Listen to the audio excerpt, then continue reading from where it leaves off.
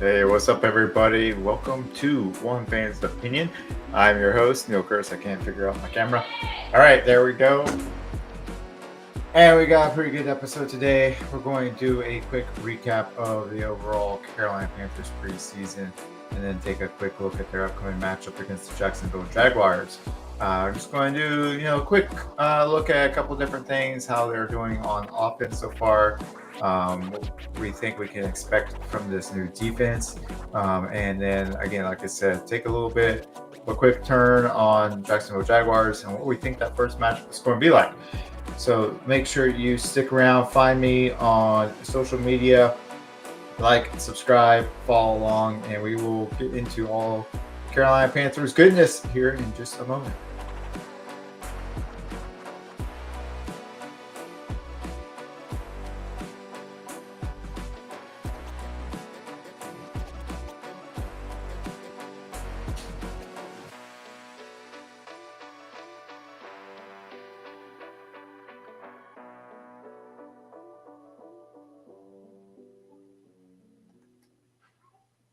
All right, everybody, welcome to One Fan's Opinion. I'm your host, Neil Curtis, talking a little bit Carolina Panthers, talking a lot of Carolina Panthers, talking UNC Tar Heels, particularly football. We'll get into basketball when that season rolls around. I'm sure I talk a few other sports in regards to the Carolinas, maybe throw in some Charlotte FCs from time to time. If you're new here, I am getting the podcast back up and going. Started about a year and a half ago with just some casual recordings, basically as I drove back and forth to work.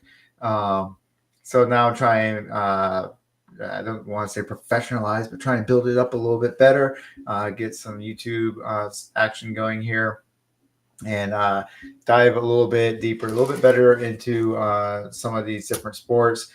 Before, the idea was to kind of be, all over the place with sports. You got to see my little thing up there, like some Boston sports, like Ohio State, got family from up there. But really wanted to start focusing in a bit more on the ones that were, I don't want to say cared a little bit more about, but a little bit more interested in and focused a little bit more on football and not have to bounce around a whole lot to other sports. So Carolina Panthers here and some UNC football there. I am a UNC guy. Went to school there. Graduated way back in the day. So big fan there. Looking forward myself to having an opportunity to get up to North Carolina. I currently live in Tampa, Florida. Get up to North Carolina and check out the UNC Stanford game here in November. And then the next day I'll be able to see the Panthers and Saints play down in Charlotte.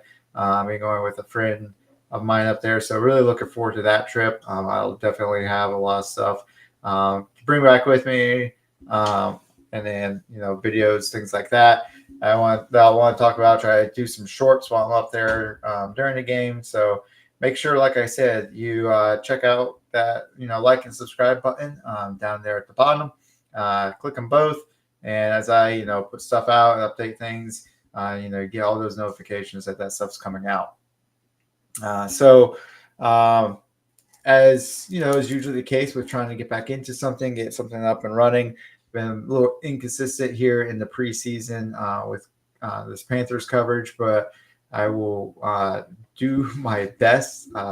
Do have a day job, but will do my absolute best to make sure I get a more consistent schedule down for the podcast. I'm hoping to do at least a Tuesday and maybe a Thursday episode. Tuesdays maybe focusing, especially right now, more on the Panthers, and then Thursday maybe focusing a little bit more on the Tar Heels going forward. It may, for the time being, just be the one on either Tuesday or Wednesday night, and kind of try to get a little bit of both in there, a little bit of look back at the weekend that just happened, and then the weekend that's coming up for each of the teams. So, but that will start next week, mostly with a UNC football episode after UNC and TCU play. I'm going to do my best to get that one out. I actually don't know how likely that will be because I will be on a road trip with my dad. We're both riding motorcycles, and we'll be out on a nice long 2-week ride for that. So the next 2 weeks are going to be a little dicey for me, but I am going to do my best to at least get some shorts out, if not do 1 or 2 episodes during that time frame. But then after that, definitely will be pushing myself to make sure I get at least 1, if not 2 episodes out a week covering those 2 teams. And then we'll see how things go as we roll into UNC basketball season. That's obviously going to take up a good part of my time, and we'll like to focus on them as well because Carolina definitely. I won't call them a basketball school. I know many people there won't call themselves a basketball school, but definitely basketball there. It's one of the primary, if not almost the primary sport. Obviously, you also got some soccer, women's soccer legends out of UNC. So try to cover some women's soccer that's going on right now. But we'll see what I can work into the discussion coming out. All right, I'm going to take a quick break here.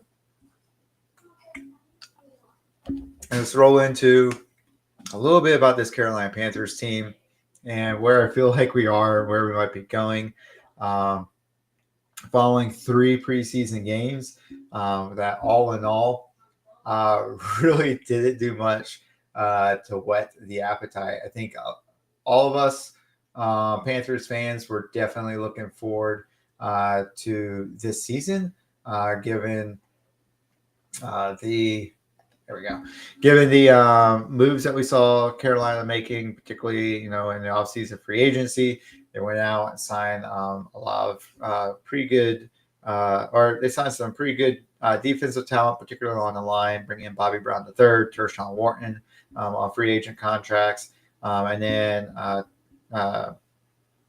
Trevor Murray coming in as a safety was probably one of their biggest signing, really. In free agency, but really could tell there was a concerted and focused effort to get stronger along the line and stronger, particularly in the run game. Re-signed J.C. Horn to a new contract, really big one at the time. I think he's actually at the time I think he was the highest paid cornerback in the league, and I think at this point, even just a few months removed, he's down to like the 3rd highest contract in the league. So at the time, it seemed like a pretty big price to pay. But when you take that kind of contract and look ahead, you can definitely tell that he was not going to be number 1 for very long. And sure enough, he's already starting to move down the line there. So it's starting to look more and more as time goes that that contract's probably going to be pretty decent. I think he's played exceptionally well. He's had his issues with injuries, especially his first 2 seasons, but last season he stayed pretty consistent. Even when Carolina wasn't in a winning position, still out there on the field and still working hard. So, and when he's out there, he is a very reliable, very dependable back that can really works really hard to shut down a team's number 1 receiver. So. Really looking forward to keeping him on the team for the foreseeable future and what he can do. But all in all, like I said, a lot of work went into revamping this defense. And then just stopping free agency. It continued on into the draft after the first round. I think a lot of people really expected that first round pick, number 8, to go to most likely an edge presence, outside linebacker, or any kind of linebacker, really. After that, but I think Jalen Walker was presumed favorite for that spot, and then the Panthers threw a bit of a wild card. There were a couple of people I think out there who were prepared to see this happen, but a lot of people were really expecting Walker to be the pick. So when Tetairoa McMillan, the wide receiver from Arizona, was picked, a lot of people were pretty surprised. I want to say like shocked and blown away, but definitely, like I said, most people I think were leaning towards Walker or at least some sort of defensive end to pick.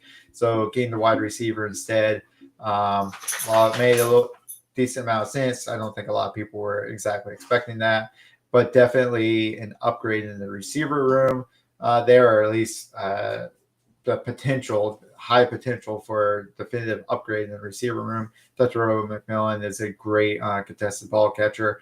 Huge frame. I think it's 6'4", 219 pounds, 220 pounds. So big, kind of a big body receiver. Good height, good arms, great catch radius, does a great job catching the ball away from his body.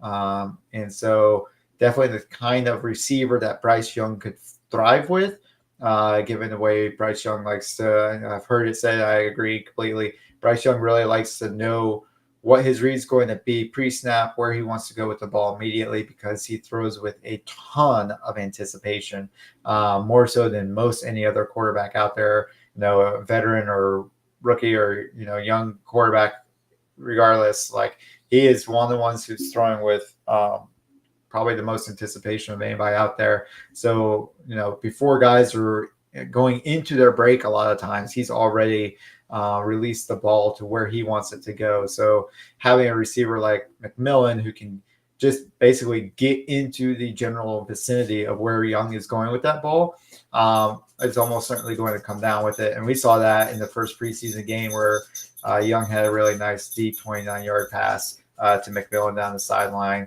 and exactly why they brought McMillan in. We did see a little later in that game, though, on that same drive, though, where McMillan not quite prepared. Young, again, with so much anticipation, a little bit ahead of McMillan in the end zone, getting the ball to McMillan before he was completely prepared for it, because he had gotten himself turned around quite in time. But a lot of that definitely is going to work itself out here soon. McMillan, you could see it immediately from him. He knew he needed to be around a little faster. He knew that's something he's going to work on and get better at. So good to see the Panthers, while making defense a priority, not giving up and forgetting about the offensive side of the ball. But then in the later throughout the rest of the draft, really, again, focusing on defense, the next two picks, rounds 2 and 3, bringing in two really talented edge rushers, Nick Scorton from Texas A&M and Princely Iman from Ole Miss. Both guys I really liked. I was pretty high on. Definitely great, like middle to into the second round picks. Is where I kind of envisioned both of them going. So to get Iman in the third round, even middle halfway through the third round, I thought was a great move for them. And even they said afterwards they were surprised that they were able to pick up Iman at that point. But really excited to see both of them. They both bring kind of a different style. Scorton, a little bit more of a bully. Definitely very physical. Great first step. So a couple of pretty decent moves he's got there. They can be further developed, but still really good. Iman, a little bit more speed and maybe a little bit more bend, just coming off the edge, straight off the edge. Really good spin move for him coming off that edge. And just I think both bring a slightly different, but both very aggressive pass rush set.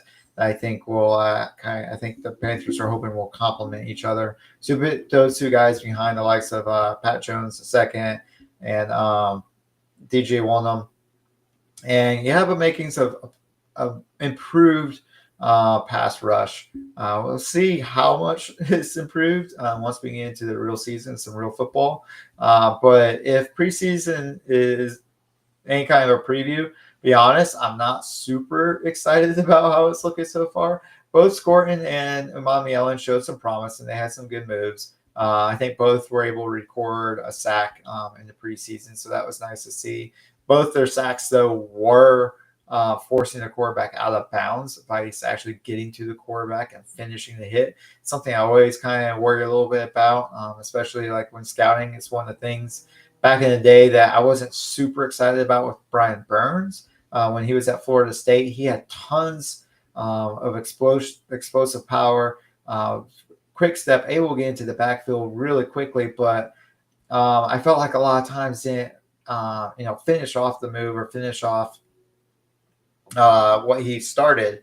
So it was a little bit of a caution flag. He did play very well. He definitely had a couple of really good seasons with Carolina. Prompted New York to put in a decent enough trade package. Not great, but pretty decent to acquire him. And prompted at one point Los Angeles to offer a couple first-round picks for him. Unfortunately, turned that down. But same kinds of things. Coach Gordon and Emmanuel Allen here in the preseason. Yeah, they're gaining the backfield, but they're not quite finished yet the way I would really like to see an edge rusher finish. So hopefully we see them continue to improve there and get into the backfield more often.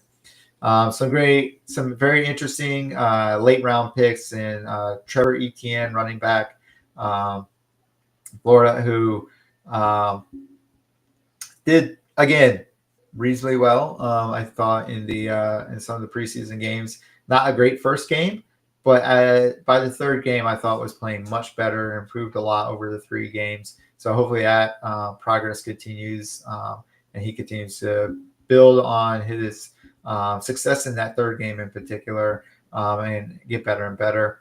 Lathan Ransom was a safety from that championship-winning Ohio State team who has looked really good, I feel like, in preseason. Has been all over the field, hits with intensity, which is one of the big reasons why they went ahead and got him, but also with a really nice interception in that Game 3 matchup.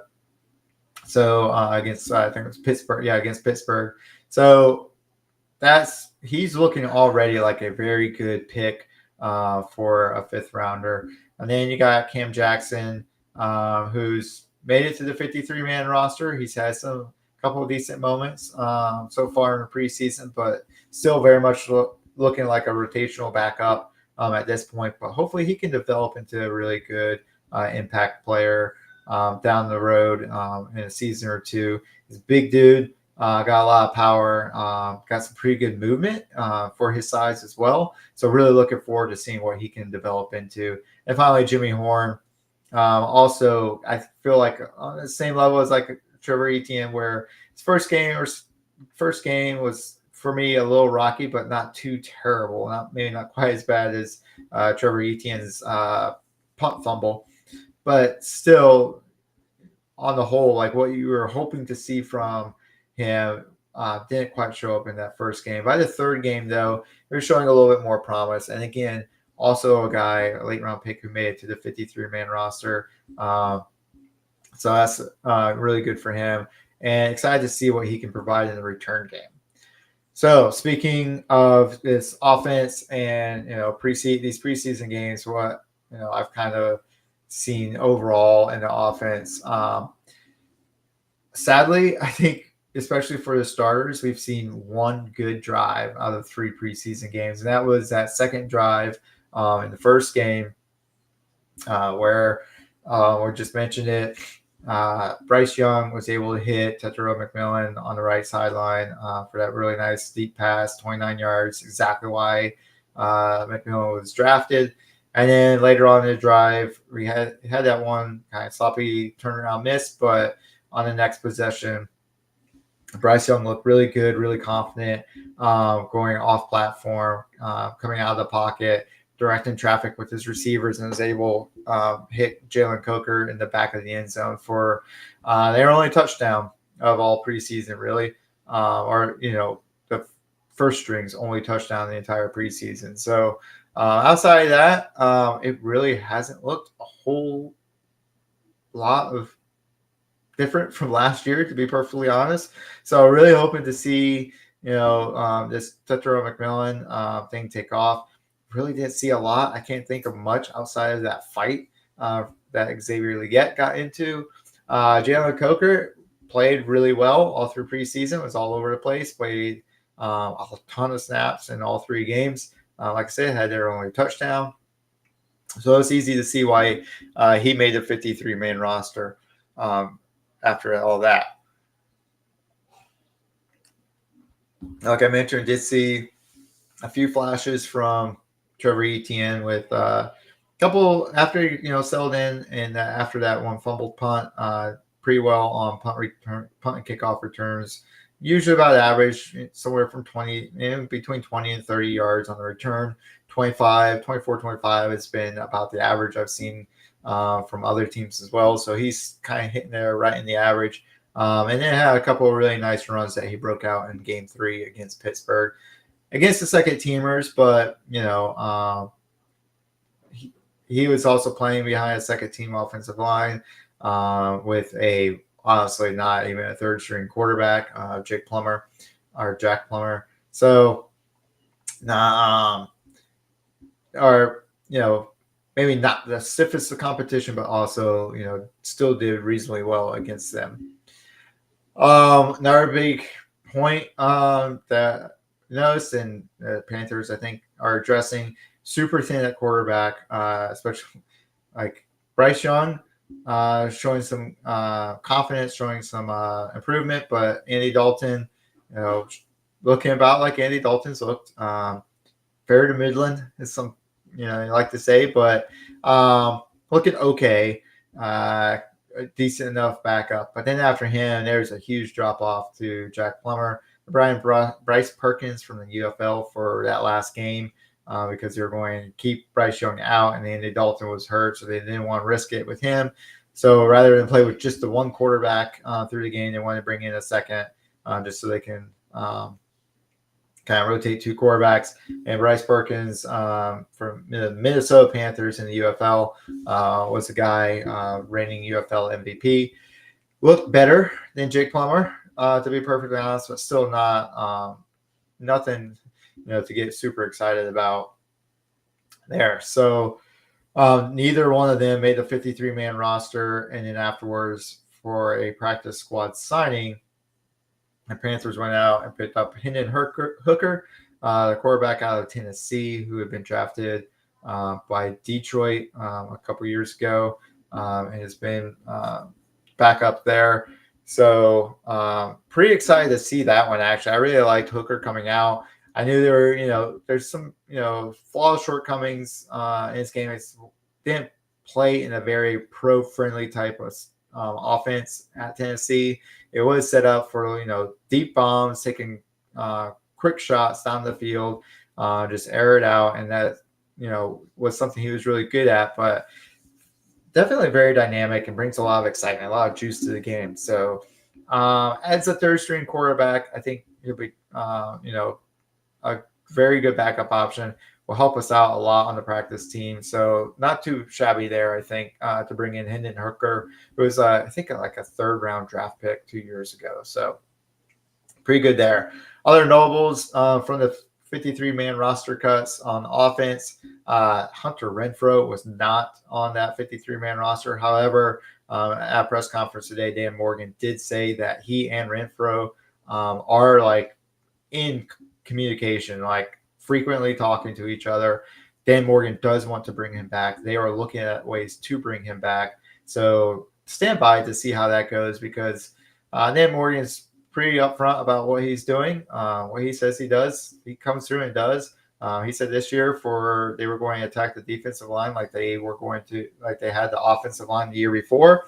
And sure enough, went out and beefed up the defensive line primarily through free agency, and then brought in some extra stuff in the draft. And that's exactly how they treated the offensive line the year before. So I think if, Morgan says they're actively working to factor Renfrow back onto this team, they probably are. And it's probably a good chance we'll see Renfrow coming back. I hope so anyway. He had a really strong preseason, particularly in the practices, consistently spinning defenders around. I mean, literally putting defenders in a blender on plays, just with some really superior route running. Easy for him to get open. Looked a little bit different, a little bit off in the games, but I think that's to be expected with a year out of the league. Tending to personal health issues. I'm not going to try to pronounce it. Also, colitis. I'm not going to try to pronounce that. I know no way he had, but my tongue gets tied every time I give it a try. So anyway, attending personal health issues. And And I think that Russ is getting knocked off, and I do think he's still got some good years on the field in him. So hopefully he can come play for the Panthers, because I think he'd be a great third or fourth option at wide receiver. And then I already mentioned Plummer Perkins out. Adam Thielen was on the roster, probably what you consider your third or your slot receiver, until he wasn't anymore. Minnesota in need of a receiver, really wanted to bring him back. I had always kind of figured Thielen would be going back to Minnesota at some point. I figured he'd finish he's had 1 year left on his contract with Carolina. I figured he'd finish that one out. They would release him at the end of that contract, fully expecting him to sign some sort of short duration deal, even like a 1-day deal with Minnesota, so he could retire a Viking. Dude grew up in Minnesota, played in college in Minnesota, and then his first 9 seasons or so were with the Vikings. So it was inevitable, I think, that he would be going back to Minnesota. I didn't fully expect it to happen this year, but with everything going on there with their wide receiver room, they desperately needed him. So Carolina held out and was able to get a fairly good return, I think, especially when you consider the fact, like I said, 35 years old, at the end of a contract that he's probably going to be his last like real contract. And they were able to essentially do a pick swap in 2027. So Carolina will give up a 5th round pick in exchange for a 4th round pick. So they do a pick swap from the 5th to the 4th round in 2027, 2 years from now. And then in 2026, Carolina is getting a 5th round pick and has a conditional 7th rounder on the table. That's connected to how many games Renfrow plays. So if he doesn't play, I think it's like 14 games, then Carolina gives up a 6th round pick. But if he plays more than 14 games, I think that's the cutoff, and Carolina only gives up a 7th round pick. So the more games Thielen plays for Minnesota, the more likely it's going to be that 7th round pick that they give up plus the 6th round pick. So that's the hook there. So again, but still overall the offense outside that one drive, didn't see a whole lot to be impressed by. I get it, that's preseason. I get it, they're trying to run very simple, very basic plays. They're not trying to, pull out, dig deep into the playbook, but kind of hoping for a little bit more excitement there, a little bit more flash, some more from Bryce Young and Teteroa. But I guess we'll have to wait till next Sunday, the 7th, to see that really get underway. Defense did look a little bit better, but that was, in my opinion, mostly just because Derek Brown was back. Went out early last year in the Saints game, missed the entire season. Carolina's defense suffered a lot because of it, especially in the run game. Brown back in the lineup. Defense played well enough against the run, but could still, tell that they had brought in two other linemen. Brown was still getting his feet under him. Things were still settling in there. So this is a defense that, if it could stay healthy, I think will be pretty good by the end of the season. But this opening few games, they're going to look rough, and they're going to probably continue to look rough probably halfway into the season before they really come together. This is, I think, probably a make or break year for Evero.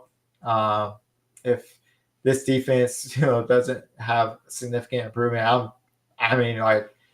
they've got to be almost in the top half of defenses. Maybe not all that way, but they got to be close to halfway, right about average to bottom of the top half. Or Evero, is going to be in some serious jeopardy with his job. I don't know how he's managed to hang on for this long, really. I think he had a really good first year. Last year was not that impressive. So we'll see how this year goes for him. I think the inside linebackers still leave a lot to be desired, which is a real shame given Dan Morgan was a linebacker.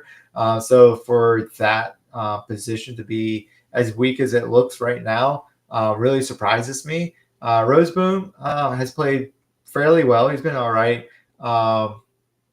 But then I can't remember that. Travis is another is hold on. Oh wait, try to get this correct. Let's see.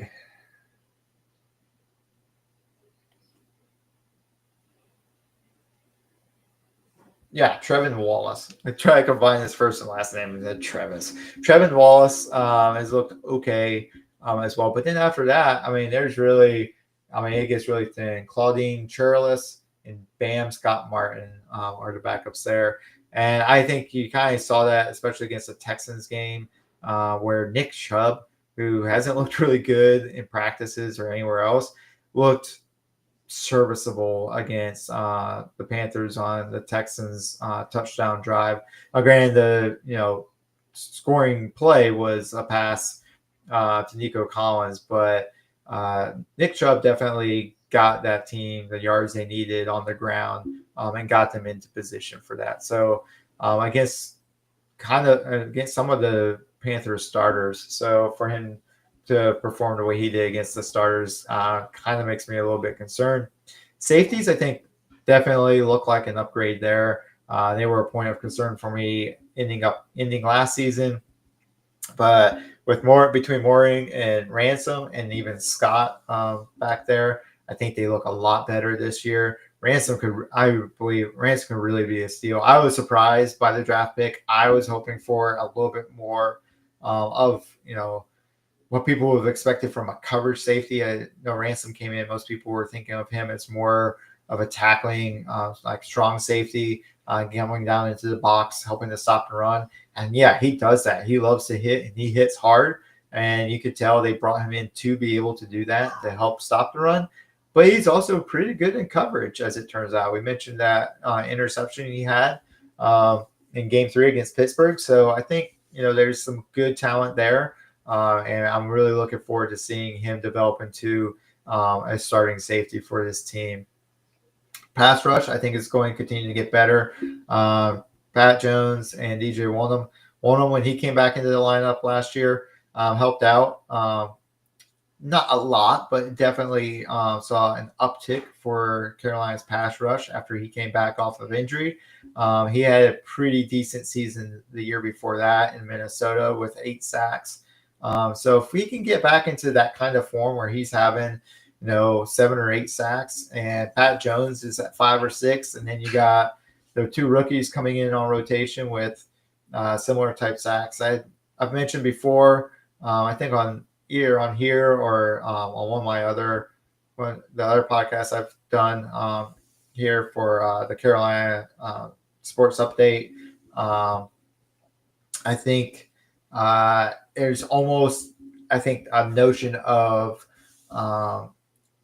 pass rush and sack production by committee as an idea here, where you don't have just one dominating pass rusher who racks up double-digit sacks every season, but you get 2 or 3 guys who combine rack up really high in double-digit sacks, and together spread out over the 3 or 4 of them. I think that's kind of what you're seeing, at least starting off here. So I mentioned Scorton and Imam Allen had some pretty good games. Scorton with a scare before the Texans game with a collapsed lung, headed back to Charlotte to recover there. Has been back out into practice, slowly recovering from that, making sure he's staying good. So hopefully he makes the full recovery from that and can come back and continue to play hard because he does.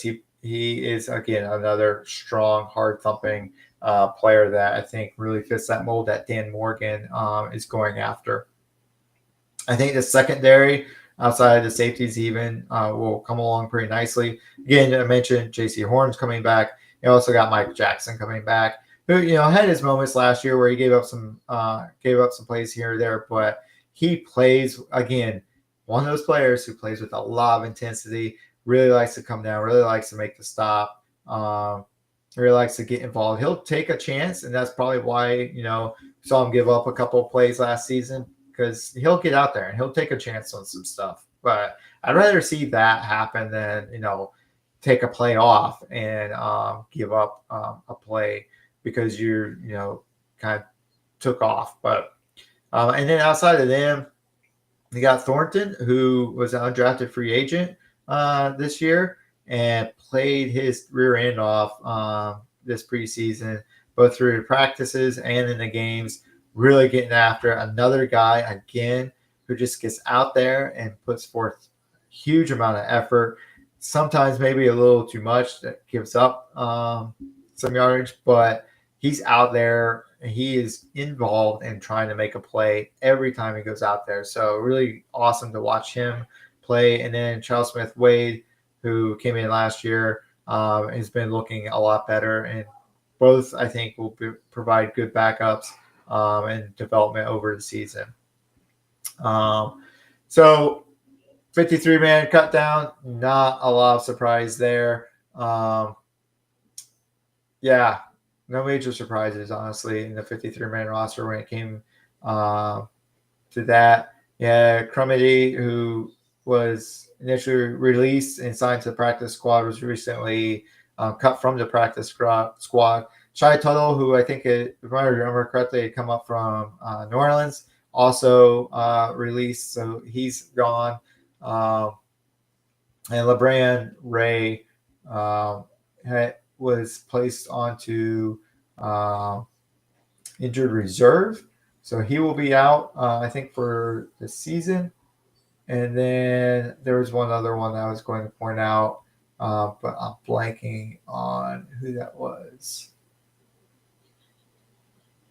Maybe I'll come up with it, but I'm not going to sweat it for right now. All right, so that's preseason for you. Now let's talk a little bit about okay, that looks all right. Still trying out my graphics here, see what they look like, how that works out. So first matchup will be Sunday, September 7th against the Jacksonville Jaguars in Jacksonville. Not too far from me. I've toyed with the idea of going up there, but again, I will be on this road trip with my dad, so I am going to miss that game. But it should be. We'll see. It goes so well last year for the New Year's Eve game. So we'll see how this one goes. We'll have a new look there under Liam Cohen, the former offensive coordinator for Tampa Bay. So both of Tampa Bay's former offensive coordinators will be facing off against each other as head coaches now. So that should be pretty interesting. I think with Cohen and the work that he did with Baker Mayfield in the offense there in Tampa will go a long ways to help improve Trevor Lawrence and that offense there. He's got Brian Thomas, who's a fantastic wide receiver. Travis Hunter now this year, who Jacksonville traded up to pick him up. He will, though, be splitting time on the defensive side. So we'll see how that affects him and how often particularly he's going to be out on the field. But I think that matchup between Hunter and Tetro McMillan is going to be what everybody's looking to see. And then we've got Travis Etienne, so brothers going against each other, Trevor and Travis Etienne. Big Tank Bigsby, rookie, and Bashal Tootin will be in the backfield for the Jaguars. So should be for them, kind of like the Panthers, a new and kind of expectedly revamped offense with a little bit more fireworks, a little bit more firepower behind it. I think Carolina's is just a little bit further along, given that you had Leggett and Coker playing together last year. Bryce Young really gained a hang of this offense last year and gained a hang of the scheme that Canales wants to run. So I think they're a little bit further ahead and will probably give them a little bit of an edge against Jacksonville. Both defenses were bottom of the league last year. Let's see if I can pull this up pretty quickly. But the Panthers Obviously, we know worst in the league, 32nd on defense in the league, according to PFF. Probably just about everything. They were one of the worst defenses of all time, and gave up the most points of all time. But then Jacksonville Jaguars were actually not too far behind them. On defense, they were overall 24th, tied, or sorry, were tied for 26 per PFF in defense. So, not a great defense there either. They didn't do a whole lot. They, had a few upgrades on the defensive side, but their most notable one being Travis Hunter, bringing him in to play cornerback. So again, we'll see how that goes with the timeshare and how much he actually plays. It's the first game of the season. Jacksonville's got a new system. They've got some new people in there. Not Travis. Trevor Lawrence is at this point pretty experienced quarterback. He's on a second deal, but again, incorporating and running this new offense and getting Travis Hunter on the same page, getting two new running backs on the same page, I think is going to give Jacksonville and their coaches some fits. On the same side, I think the Panthers are still going to be working out a lot of bugs on defense, given how much turnover they had there. Offense might look a little bit better. Jacksonville's defense will probably be, I think, on par with Carolina's defense, maybe slightly better. It's going to be a close game, I think. It's going to be a messy game. It's going to be a little bit embarrassing for both teams. But I think Carolina can pull out this win. I guess it's 17-14.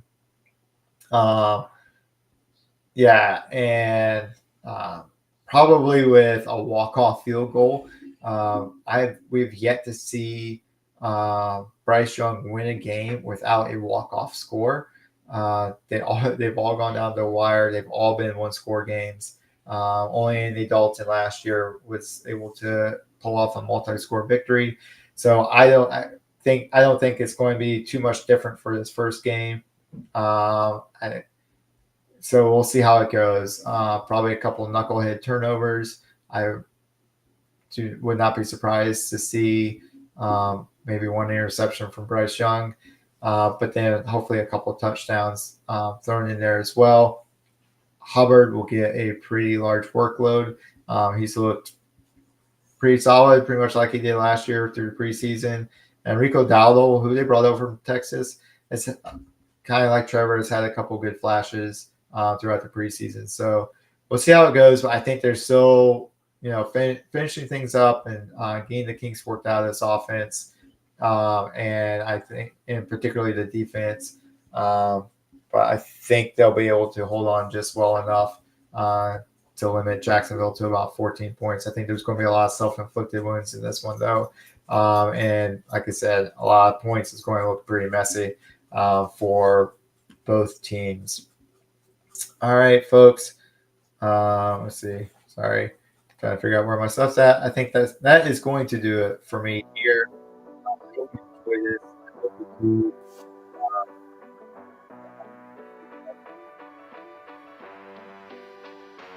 this. This is a lot. It's going to be a lot of fun. It's going to be a good season. I can't wait to start talking about some UNC football next week as well. Should be interesting to see how Coach Belichick, what Coach Belichick can do with this team. Looking at their transfer portal and the folks they brought in there.